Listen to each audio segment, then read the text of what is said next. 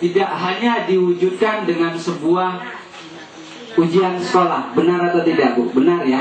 Pada akhirnya kan juga ada luncuran ujian nasional. Kita menganggap SKL ini sudah didapat oleh anak-anak. Tetapi kadang-kadang anak-anak kita pada langkah terakhir gagal mengikuti yang namanya UAN. SD kan sudah UAN hari ini, sehingga standarisasi yang sudah dimiliki kadang-kadang gagal hanya dalam waktu 1 hari. Ya, ya Bu ya. Nah, terserahlah mau 1 hari mau sekian. Saya bukan ingin menyalahkan UAN, tetapi SKL pada akhirnya juga akan diuji oleh sebuah standarisasi nasional. Standarisasi nasional itu nggak keluar dari ini, Bu. Yakinlah, Bu, nggak keluar. Hanya saja hari ini terjadi sebuah hal yang memang sangat bertolak belakang dengan sebuah standarisasi yang dibuat oleh nasional. Ada berapa persen ibu-ibu dan bapak yang hari ini, tapi jawabnya jujur Pak ya, yang setiap hari makanan anak itu adalah soal COS? Mungkin jawabannya sangat sedikit persentase.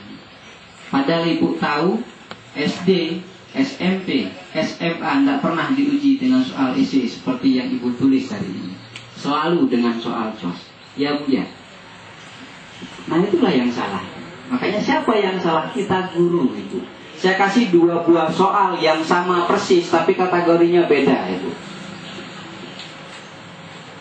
Saya kasih pandangan ke ibu, apa itu soal esai, apa itu soal COS. Saya kasih perbedaannya sedikit. Mungkin saya kasih yang pertama yang seperti ini. Ini soal apa? Soal esai yang ibu buat.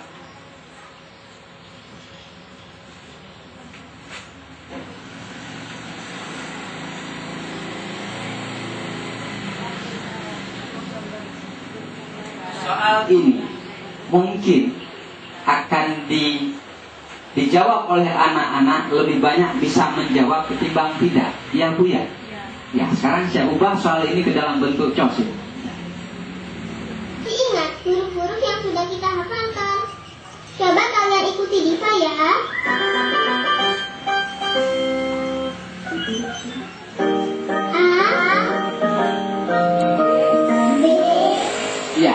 Seperti itu kira-kira Bu. Jadi saya ngelihat bukan hanya anak-anaknya, ibu yang sedang nonton juga gitu. Jadi apalagi anak-anaknya ya. Tapi sayang ya Bu ya, kita belum punya fasilitas untuk itu. Sayang sekali. Merdekanya udah lama, udah berapa puluh tahun. Tapi masih ketinggalan jauh. Ya nggak apa-apa. Pokoknya jangan marah-marah Pak ya. Bapak itu kan ngomong aja. Di tempat kita mana ada. Paling tidak tahu dulu lah. Mudah-mudahan besok dikasih.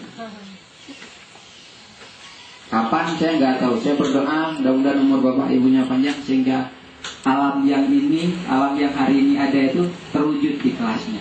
Paling tidak ada sebuah televisi, ada DVD, bawa CD, tinggal colok, selesai. Anak-anak buka mulut. Kira-kira seperti itu. Hasil penelitian juga mengatakan, berdasarkan penelitian, orang yang menggunakan audio itu kan pendengaran ya Bu ya, dan visual, itu tingkat keberhasilan belajarnya.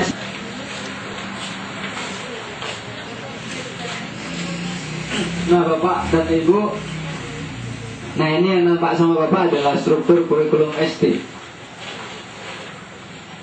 Di sini terlihat bahwasanya kelas 1 sampai kelas 3 itu nggak ada jumlah jamnya ya Bu ya.